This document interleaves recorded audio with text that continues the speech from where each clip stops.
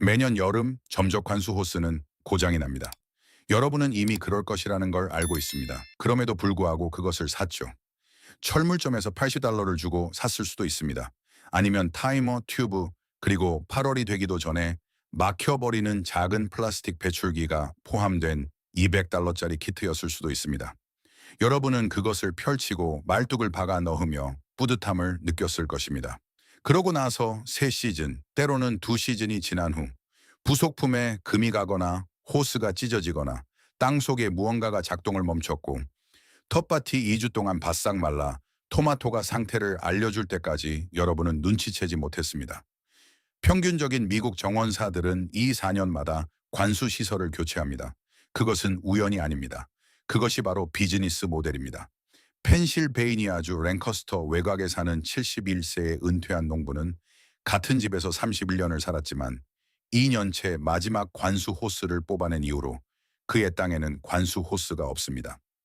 그의 텃밭은 카운티의 다른 사람들이 두려워하는 7월의 건조한 몇 주 동안에도 촉촉함을 유지합니다. 2년 전 카운티 농업기술센터에서 경보를 발령했던 가뭄의 여름에도 그의 텃밭은 버텨냈습니다. 이웃들이 수도꼭지에서 5갤런짜리 양동이로 물을 나르고 있을 때 그는 그 여름 내내 딱 2번밖에 나갔습니다. 대부분 습관 때문이었습니다. 텃밭은 물을 필요로 하지 않았습니다. 그의 시스템 비용은 12천 $10였습니다. 저는 나번의 시즌 동안 비싼 방식으로 이 일을 했습니다. 저는 지표면 점적 관수 장치가 있는 중력식 물탱크를 $350에 설치했습니다. 그것은 18개월을 버티다가 바닥 부속품에 미세한 금이 생겼습니다. 처음에는 천천히 샜습니다. 그러던 어느 날 아침 밤새 탱크 전체의 물이 잔디밭으로 빠져나가 버렸습니다. 제 텃밭은 여름 중 가장 건조한 10일을 앞두고 말라버렸습니다. 저는 텅 빈 탱크를 바라보며 서서 이것보다 더 나은 디자인이 있을 것이라고 생각했습니다. 그리고 실제로 있습니다. 그것은 어떤 철물점보다 약 2,800년이나 더 오래된 방식입니다. 역대하 32장 30절. 기온샘의 윗물줄기를 막아 다윗성 서쪽으로 곧게 인도한 사람은 바로 히스기야였습니다. 그 단 한 번의 공학적 결정이 군사적 포위 공격 속에서도 도시 전체를 살려냈습니다. 11년 37달러짜리 주름관에 적용된 이 동일한 원리가 8월 내내 정원을 살려냅니다. 이 영상이 끝나기 전에 여러분은 전체 설치 방법, 자재 목록, 도랑 깊이, 파이프 방향 등 모든 것을 알게 될 것입니다. 이번 주말 2시간이면 됩니다. 타이머도 전원도 교체 부품도 필요 없습니다. 지금 당장 이렇게 해보세요.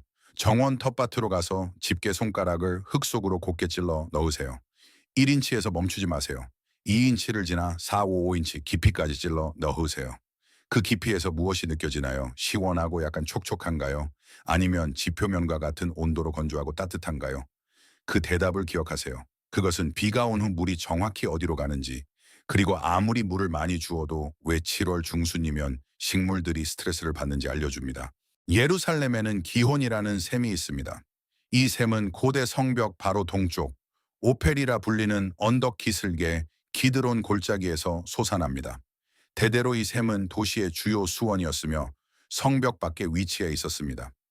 기원전 7세기 1년 아시리아의 왕 사네립은 군대를 이끌고 예루살렘으로 진격했습니다. 그는 당시 근동 지역에서 가장 강력한 군사력을 보유하고 있었습니다.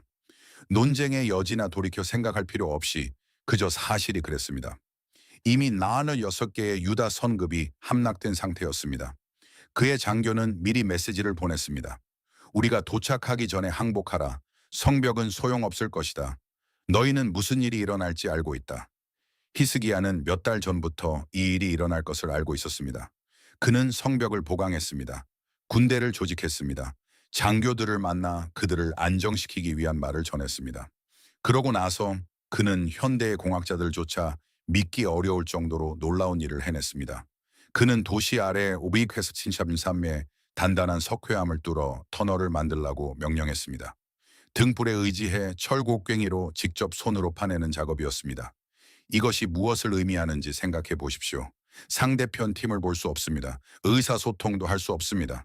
양쪽 끝에서 바위를 맹목적으로 파고 들어가며 중간 어딘가에서 만나기를 바랄 뿐입니다. 만약 계산이 몇 도라도 빗나간다면 완전히 어긋나게 됩니다. 두 팀은 결코 만나지 못할 것이고 군대가 도착했을 때 도시는 물이 없게 될 것입니다. 기온샘은 성벽 밖에 있었습니다. 포위 공격 시 이는 적이 샘을 통제한다는 것을 의미했습니다. 사네립의 군대는 샘에 진을 치고 기다릴 수 있었습니다. 예루살렘은 물이 바닥날 것이고 성벽은 아무 소용이 없을 것입니다. 히스기야의 해결책은 더 큰 저수조를 짓는 것도 샘에 경비병을 배치하는 것도 아니었습니다. 그것은 물을 지하로 이동시켜 성벽 아래, 거리 아래를 지나 도시 서쪽 내부에 있는 실로암 못으로 방향을 바꾸는 것이었습니다. 도시는 포위 공격 내내 흐르는 물을 얻게 될 것이었습니다. 샘 입구에 앉아있는 적은 물이 어디로 가는지 전혀 알지 못할 것입니다.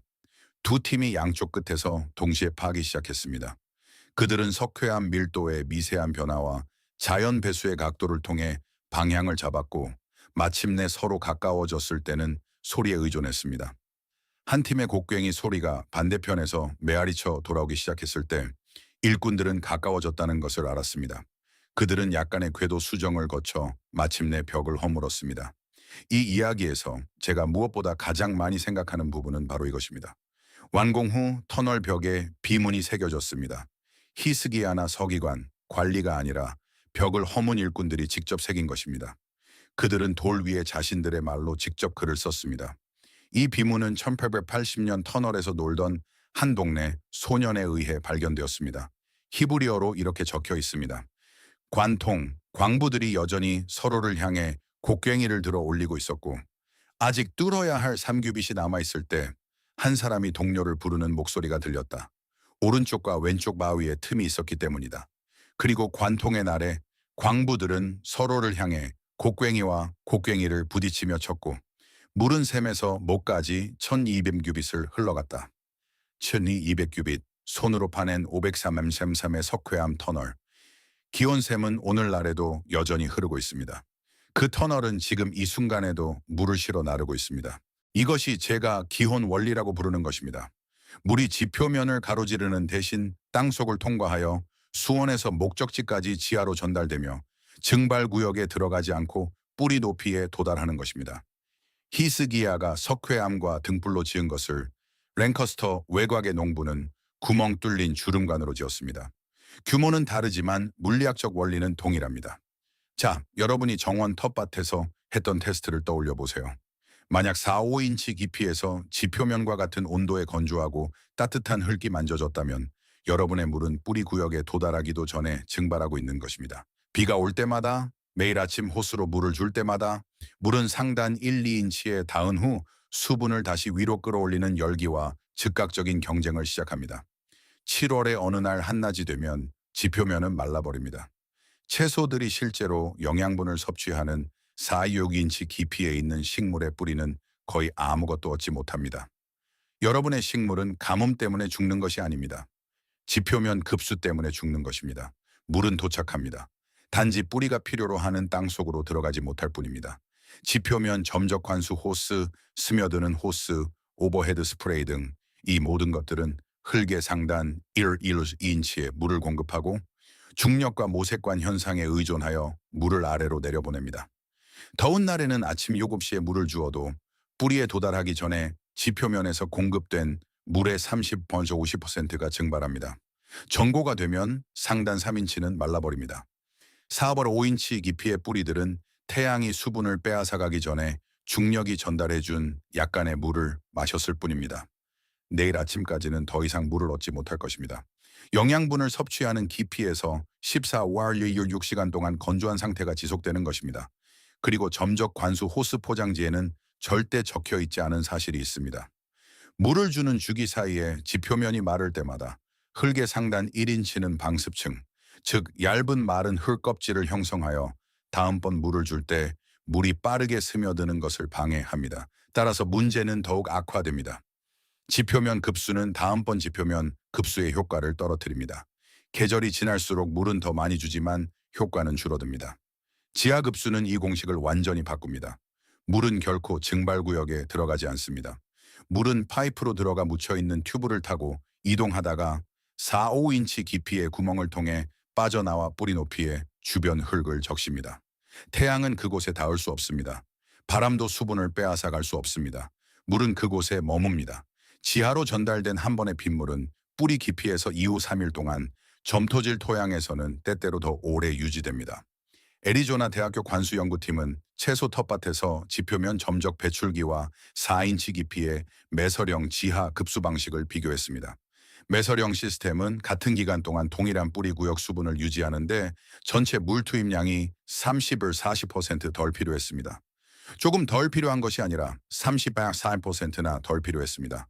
같은 식물, 같은 토양이었습니다. 한 시스템은 지표면으로 물을 공급했고 다른 시스템은 뿌리가 사는 지하로 물을 공급했습니다. 히스기야는 연구 없이도 이 물리학을 이해했습니다. 지하로 이동하는 것은 증발하지 않습니다. 포위 공격의 열기나 8월 오후의 더위에도 굴복하지 않습니다. 그것은 경사를 따라 이동하여 목적지를 찾습니다. 이제 가장 가까운 빗물바디 홈통을 살펴보세요. 비가 올 때마다 그곳에서 무슨 일이 일어나는지 생각해 보십시오. 표준적인 1,500평방피트의 지붕은 간구량 1인치당 약 9,300갤런의 물을 흘려보냅니다. 미국 동부 대부분 지역에서 흔히 발생하는 3, 4인치의 여름비는 그 지붕에서 675갤런의 물을 만들어냅니다. 그 물의 대부분은 한두 군데의 홈통 배출구로 빠져나와 잔디밭을 가로질러 배수구로 흘러가며 정원 텃밭과는 멀어집니다. 그 물이 바로 여러분의 기혼샘입니다. 폭풍이 집 위를 지나갈 때마다 물이 흐릅니다. 여러분은 단지 뿌리가 필요로 하는 지하로 그 물을 유도하지 않고 있을 뿐입니다. 첫 번째 단계는 수원을 찾는 것입니다. 집 주변을 걸어보며 가장 중요한 정원 텃밭과 가장 가까우면서 지붕의 가장 넓은 면적에서 물을 배수하는 홈통을 찾으세요. 다음번 비가 올 때나 위쪽 물바디에 양동이로 물을 천천히 부어보면서 바닥에서 물이 어디로 빠져나가는지 관찰하세요.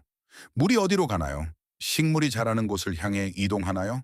아니면 평평한 땅을 가로질러 배수구를 향해 곧장 흘러가나요? 이것은 여러분에게 두 가지를 알려줍니다. 폭풍우가 칠 때마다 현재 얼마나 많은 빗물을 정원에서 멀리 흘려보내고 있는지, 그리고 홈통과 텃밭 사이의 경사가 자연스럽게 여러분에게 유리하게 작용하는지 여부입니다. 15피트 거리에 1로 2도의 완만한 경사만 있어도 펌프 없이 중력만으로 지하수를 수원에서 텃밭까지 운반하기에 충분합니다.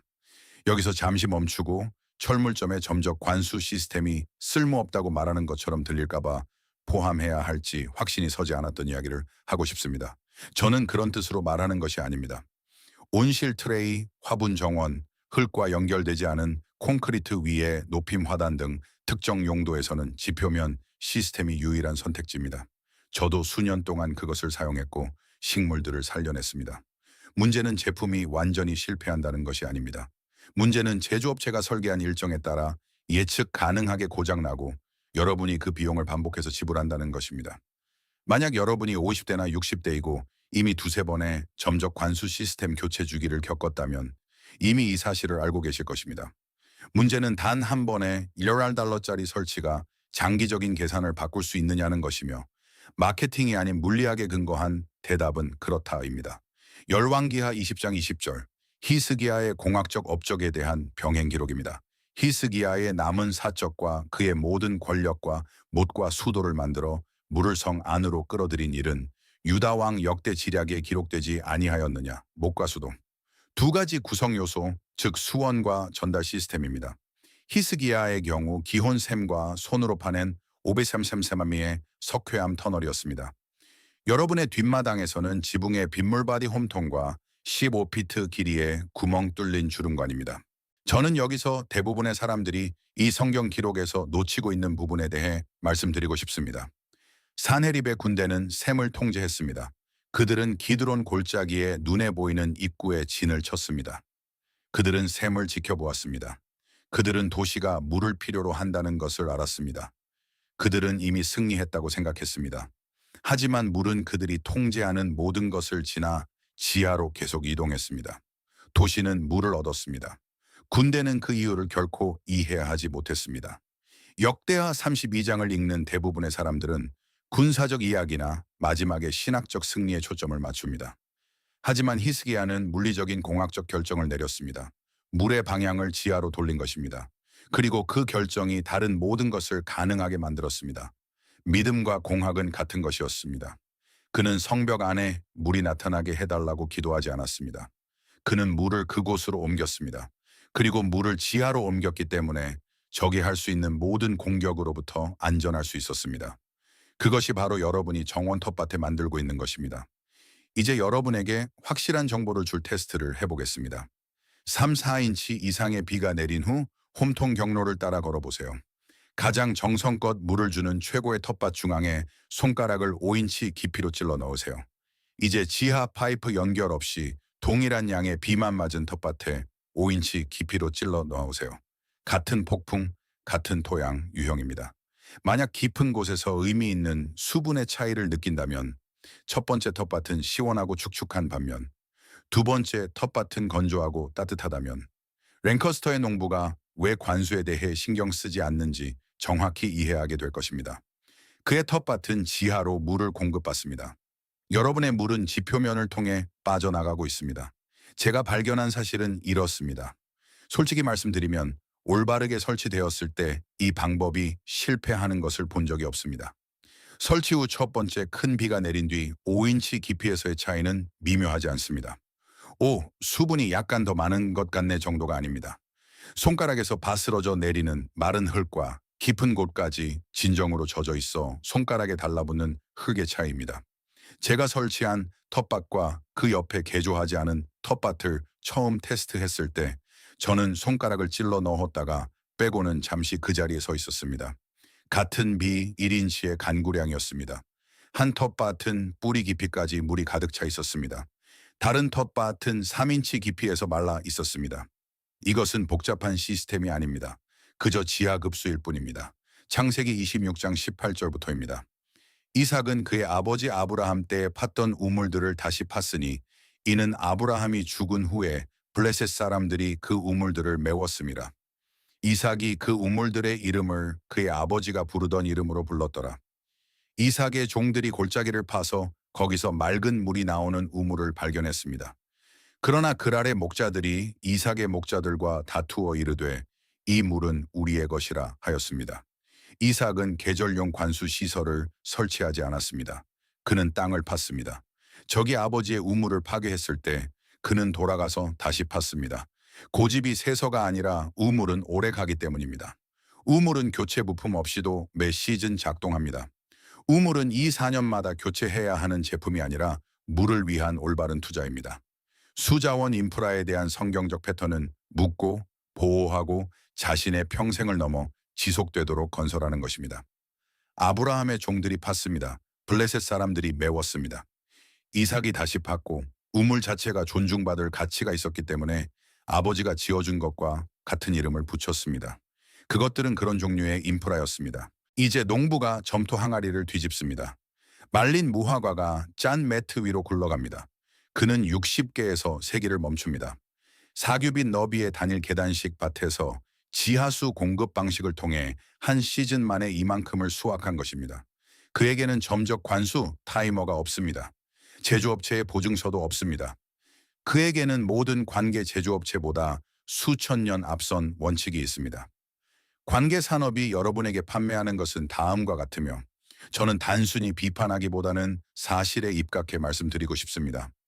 100여 드록의 연구를 대상으로 한 2024년 메타 분석에 따르면 채소밭에 설치된 지표면 점적 관수 시스템은 부분 또는 전체 교체가 필요한 고장이 발생하기 전까지 평균 2.8시즌의 수명을 갖는 것으로 나타났습니다. 가장 흔한 고장 원인은 미네랄 축적으로 인한 점적기 막힘, 특히 샘물 지하수나 염소가 포함된 상수도 공급 지역, 유연한 튜브의 자외선 UV 분해, 부드러운 플라스틱 선을 갉아먹는 설치류로 인한 동물 피해, 동결 융해 주기로 인한 피팅 균열 등입니다. 제조업체들은 이 모든 것을 알고 있습니다. 제품은 소비자의 교체 주기에 맞춰 설계되었습니다. 이것은 음모가 아닙니다. 그저 경제학이 작동하는 방식일 뿐입니다. 지하 4월의 인치에 묻힌 유공 주름관에는 막힐 점적기가 없습니다. 구멍이 충분히 커서 이물질이 막히지 않고 통과합니다. 자외선 노출도 없습니다. 흙이 파이프를 완전히 단열해 줍니다. 지표면의 선을 갉아먹는 동물들도 닿을 수 없습니다. 음식 냄새도 나지 않는 단단한 플라스틱 파이프를 찾기 위해 3-5인치나 땅을 파지는 않기 때문입니다. 4인치 깊이의 토양은 미국 본토 거의 전역에서 파이프의 손상 임계값 이상의 온도를 유지하므로 얼거나 갈라지지 않습니다. 유지 관리 요구 사항은 단 한 가지, 홈통의 전황이 연결부가 막히지 않았는지 확인하는 것뿐입니다. 가을에 30초면 충분합니다. 그게 전부입니다. 비가 올 때마다 자동으로 재충전됩니다. 타이머도 전원도 제조업체 보증도 없습니다. 작동하거나 안 하거나 둘 중 하나입니다. 그리고 문제가 발생하더라도 보이지 않는 지표면 선 어딘가에 있는 5개의 미세 피팅 연결부에 숨겨져 있는 것이 아니라 도랑이나 연결 지점에서 고장을 눈으로 확인할 수 있습니다. 이것이 전체 설치 과정입니다. 기존 홈통 파이프에 직접 장착하여 측면 출구로 물의 흐름을 바꾸는 홈통 전황이 다운스파우트 디버터를 하나 구입하십시오. 대부분의 주택 개조 용품점에서 8달러 정도에 판매됩니다. 프렌치 드레인, 프렌치 드레인. 용도로 판매되는 측면과 바닥에 구멍이 있는 검은색 배수관인 4인치 유공주름 플렉스 파이프를 12.15피트 정도 구하십시오. 선형 피트당 1.15달러 정도입니다. 선택한 홈통의 출구 지점에 전환기를 장착합니다. 대부분의 모델은 드릴과 나사 2개만 있으면 됩니다. 전환기 출구 지점에서 정원 텃발의 중심까지 깊이 4.5인치의 도랑을 팝니다. 최대한 일직선으로 유지하십시오. 주름 플렉스 파이프는 완만한 곡선은 감당할 수 있지만 날카로운 각도는 안 됩니다. 구멍이 뚫린 쪽이 흙을 향하도록 도랑의 유공 파이프를 놓습니다. 오르막 쪽 끝을 전환기 출구에 연결합니다. 파낸 흙으로 되무고 진행하면서 부드럽게 다져줍니다. 나중에 도구로 실수로 치지 않도록 묻힌 파이프의 경로를 줄 표시기로 표시해둡니다. 비가 오면 지붕에 물이 모입니다. 홈통이 물을 아래로 운반합니다. 전환기가 물을 묻힌 파이프로 방향을 바꿉니다. 묻힌 파이프는 증발이 닿지 않는 지하 4-5인치의 뿌리 높이에서 구멍을 통해 물을 방출합니다. 여러분의 텃밭은 아래에서부터 물을 마십니다. 벽 안쪽으로 웅덩이가 채워집니다. 총 재료비, 전황이 812달러, 15피트 파이프 812달러로 총 25달러 미만이며 대개는 이보다 훨씬 적게 듭니다. 랭커스터의 농부는 전년도 가을의 재고 정리구역에서 주름관을 발견했습니다. 실리리온 37달러였습니다. 홈통이 20피트 이상 떨어져 있거나 자연적인 경사 없이 비슷한 고도에 있는 텃밭의 경우 홈통에 빗물통을 추가하십시오. 통바닥의 꼭지를 반쯤 엽니다. 그 꼭지에서 정원 텃밭으로 묻힌 짧은 플렉스 파이프를 연결하고 비가 올 때마다 통이 천천히 배수되도록 합니다. 이 통은 여러분의 저장 웅덩이, 즉 실로암 연못 역할을 하며 파이프는 그곳에서부터 물을 전달합니다. 원리는 같습니다. 규모만 조정될 뿐입니다. 물리학은 변하지 않습니다. 이 영상을 다 본 후 10분 동안 새로운 시각으로 여러분의 부지를 걸어보십시오. 지붕에서 가장 넓은 구역의 물을 배수하는 홈통을 찾으십시오. 그 홈통에서 가장 중요한 텃밭을 향해 걸어가 보십시오. 걸음수를 세어보십시오. 20걸음 미만이고 그 사이에 자연스러운 내리막 경사가 있다면 이번 주말에 쉽게 설치할 수 있습니다. 내일 아침 다음 비가 내린 후 같은 경로를 살펴보십시오. 물이 어디로 나와서 어디로 가는지 관찰하십시오. 그 관찰이 여러분의 설치 계획을 확정해 줄 것입니다. 7일째가 되면 재료 목록을 작성하고 도랑 경로를 측정하게 될 것입니다. 30일째가 되어 설치된 파이프를 통해 2-3번의 비를 겪은 후 그 텃밭의 손가락을 5인치 깊이로 찔러보고 같은 비가 내린 후 지하수 공급이 없는 텃밭과 비교해 보십시오. 그 차이가 남아있는 모든 의문을 해결해 줄 것입니다. 앞으로 한 시즌이 꽉 차게 지나면 여러분은 그 텃밭의 관계 일정에 대해 더 이상 생각하지 않게 될 것입니다. 비가 오면 텃밭이 물을 마십니다. 비가 오지 않으면 토양이 지난번 비가 가져다 준 물을 머금고 있습니다. 이제 잘못될 수 있는 2가지 문제와 그 정확한 해결 방법을 알려드리겠습니다. 폭풍우가 내린 후 파이프 끝 지점에 텃밭에 고인물이 생긴다면 토양이 파이프가 물을 공급하는 속도보다 느리게 흡수하고 있는 것입니다. 해결책은 자갈 주머니를 만드는 것입니다. 파이프 끝을 중심으로 1세제곱피트의 흙을 파냅니다. 그곳을 0.5인치 자갈로 채웁니다. 주변 토양이 자체 속도로 물을 흡수하는 동안 자갈이 남은 물을 일시적으로 머금고 있습니다. 자갈 구멍이 완충 역할을 하므로 두세 번의 폭풍 후 주기를 거치면 문제는 저절로 해결됩니다. 폭우 시 홈통 전환기가 역류하여 연결 지점에서 물이 넘친다면 해당 지붕 구역의 유량에 비해 파이프 직경이 부족한 것입니다. 그 구간은 6인치 주름관으로 교체하십시오. 대부분 모델의 전환기 출구는 표준 어댑터를 사용하여 4인치와 6인치 연결을 모두 수용할 수 있습니다. 겨울 기온이 정기적으로 화씨 25도, 영하 3.9도, 아래로 떨어지는 지역에서는 늦가을의 전환기 연결부를 확인하십시오. 대부분의 모델에는 묻힌 파이프가 얼 수 있을 때 물의 흐름을 일반 홈통 출구 경로로 되돌리는 우회 바이파스 설정이 포함되어 있습니다. 첫 강추위가 오기 전에 우회로 전환하십시오. 이른 봄에 다시 전환기 다이버터로 바꿉니다. 묻힌 파이프 자체는 월동 준비가 필요 없습니다. 4인치 깊이의 토양 단열이 이를 해결해 줍니다. 지상에 있는 전환기의 연결 지점만 계절에 따른 관리가 필요합니다. 이제 터널벽에 비문으로 돌아가 보겠습니다. 일꾼들이 직접 썼습니다. 그들은 자신들이 지은 것, 즉 자신들보다 더 오래 지속될 무언가를 이해했기 때문에 돌의 관통의 순간을 새겼습니다. 몇 계절이 아니라 수세기, 수천 년을 말입니다. 그들은 알았고 그것을 기록했으며 그곳에 있던 일꾼들만이 알 수 있는 세부 사항으로 서명했습니다. 다른 팀에서 메아리쳐 돌아오는 곡괭이 소리, 남은 3규빗의 바위, 흐르는 물. 2000날 즉 25년 후 한 남학생이 같은 샘에서 여전히 물을 실어 나르는 터널에서 놀다가 그 비문을 발견합니다. 그것이 바로 성경적 인프라의 모습입니다. 그것은 그것이 지어진 목적인 포위 공격보다 오래 지속됩니다. 왕국보다 오래 지속됩니다. 그것이 봉사했던 전체 문명보다 오래 지속됩니다. 그것은 여전히 작동합니다. 이 대부분의 사람들은 히스기야의 터널에 대해 읽을 때 그것을 역사적 각주, 군사적 이야기, 믿음의 순간으로 읽으며 실제로 그 모든 것이 맞습니다. 하지만 그 안에는 완전히 간과되고 있는 실용적인 지침이 내포되어 있으며 그것은 바로 이것입니다. 물 공급을 설계할 때는 최악의 조건이 무엇이든 그의 영향을 받지 않도록 설계하라는 것입니다. 히스기야의 경우 최악의 상황은 눈에 보이는 수원지에 군대가 진을 치는 것이었습니다. 그래서 그는 물을 보이지 않게 만들었습니다. 적이 보거나 막을 수 없는 지하에 물을 두었습니다. 여러분의 정원의 경우 최악의 상황은 2주 동안 비가 내리지 않고 지표면 증발이 최고조에 달하는 7월의 폭염입니다. 그래서 여러분은 더위가 보거나 막을 수 없는 지하에 물을 두는 것입니다. 적은 다릅니다. 하지만 해결책은 같습니다. 공급 장치를 그것을 위협하는 지표면 조건 아래로 옮기는 것입니다. 이것은 은유가 아닙니다.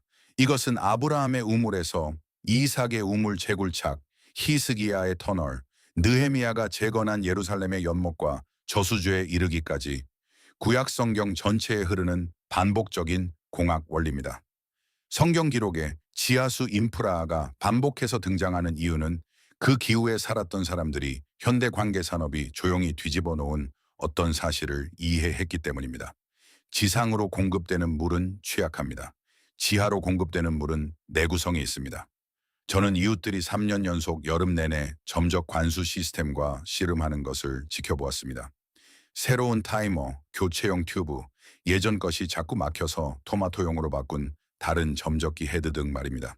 그중 한 명은 세 번째 여름쯤에 실제로 정원을 가꾸는 것보다 관계시설을 관리하는데 더 많은 시간을 보냈다고 제게 말했습니다. 그것은 완전히 거꾸로 된 것입니다. 시스템은 정원을 위해 봉사해야지 정원사를 소모시켜서는 안 됩니다. 오늘 우리가 이야기하는 시스템은 프로그래밍할 타이머도 청소할 점적기도 자외선으로 인해 부서지기 쉬워졌을 때 교체할 튜브도 없습니다. 설치 후 정원사와 물의 관계는 이렇습니다. 비가 오고 텃밭이 물을 마시고 정원사가 확인합니다. 그것이 상호작용의 전부입니다. 채소밭을 가꾸는 평균적인 미국인은 10년 동안 관계 장비에 $200를 씁니다. 하드웨어 제조업체는 이 시즌에 교체 주기를 계획합니다. 그것이 여러분이 그 안에서 작동해온 시스템입니다. 랭커스터 외곽의 농부는 31년 전 혹은 그와 비슷한 시기에 단 한 번 11년 $37를 썼습니다. 그는 아무것도 교체하지 않았습니다. 7월의 수분 스트레스로 잃은 텃밭도 없습니다. 그는 가을의 연결 지점을 확인하고는 자리를 뜹니다. 한 시스템은 반복 구매를 유도하도록 설계되었습니다. 다른 하나는 군사적 포위 공격보다 오래 지속되도록 설계되었으며 2700년 동안 예루살렘을 거쳐간 모든 군대보다 오래 살아남았습니다. 이사야 41장 10절 78절 가련하고 빈핍한 자가 물을 구하되 물이 없어서 갈증으로 그들의 혀가 마를 때에 나 여호와가 그들에게 응답하겠고 나 이스라엘의 하나님이 그들을 버리지 아니할 것이라. 내가 헐벗은 산에 강을 내며 골짜기 가운데에 샘이 나게 하며 광야가 못이 되게 하며 마른 땅이 샘 근원이 되게 할 것이며 물은 항상 그곳에 있었습니다. 문제는 항상 전달 방식이었습니다. 히스기야는 물이 없는 곳에서 물을 창조하지 않았습니다. 그는 접근할 수 없는 곳에 있던 기존의 물을 필요한 곳으로 옮겼습니다. 기온샘은 그의 기술자들이 석회암의 곡괭이를 대기 전부터 이미 흐르고 있었습니다. 그가 추가한 것은 성벽을 지나 포위망을 지나 적이 차단할 수 있는 모든 것을 지나 도시가 사용할 수 있는 곳으로 물을 가져오는 지하 경로였습니다. 여러분의 지붕은 500평방피트 주택에 적당한 비가 내릴 때 675갤런의 물을 모읍니다. 그 물은 폭풍우가 지나갈 때마다 존재합니다. 이미 흐르고 있습니다. 여러분이 추가하는 것은 지하 경로, 즉 물이 떨어지는 곳에서 뿌리가 있는 곳으로 물을 가져오는 15피트의 유공 파이프입니다. 증발 구역을 지나 7월의 오후 3시까지 지표면으로 공급된 모든 물방울을 말려버리는 오후의 열기를 지나서 말입니다. 하나님은 물이 지표면을 가로질러 이동하는 것만큼이나 자연스럽게 지하로 이동하도록 설계하셨습니다. 아브라함의 종들이 파낸 대수층, 이삭이 파고 또 팠던 우물, 히스기야가 방향을 바꾼 셈, 이 모든 것은 창조에 내재된 동일한 구조의 표현이었습니다. 지하수는 증발하지 않습니다. 흘러가 버리지 않습니다. 한낮의 열기에 굴복하지 않습니다. 그것은 경사에 따라 이동합니다. 가장 낮은 곳을 찾습니다. 주변 토양을 적시고 뿌리가 도착하기를 기다립니다. 여러분의 정원 뿌리는 이미 이것을 알고 있습니다. 뿌리는 수분을 향해 자랍니다. 지하수가 축적되는 시원하고 지속적으로 젖어 있는 구역을 향해 자랍니다. 이를 위한 유전자는 이미 식물 안에 있습니다. $12짜리 파이프로 여러분이 구축하는 것은 뿌리가 이미 찼도록 지시받은 것을 제공하는 방법일 뿐입니다. 다음 1시간 안에 밖으로 나가서 홈통에서 텃밭으로 이어지는 최적의 경로를 확인하십시오. 어느 홈통이 가장 넓은 지붕 구역에 물을 배수하는지, 그리고 어느 텃밭이 그곳에서 가장 가깝고 내리막에 있는지 기록하십시오. 그 사이에 걸음 수를 세어보십시오. 오늘 밤 재료를 적어보십시오. 전황이 1개, 파이프 1개 길이의 2피트 여유분. 다른 것은 필요 없습니다. 내일 아직 구매하지 않았다면 재료를 구매하십시오. 이번 주 여러분의 유일한 목표는 도랑을 파고 설치하는 것입니다.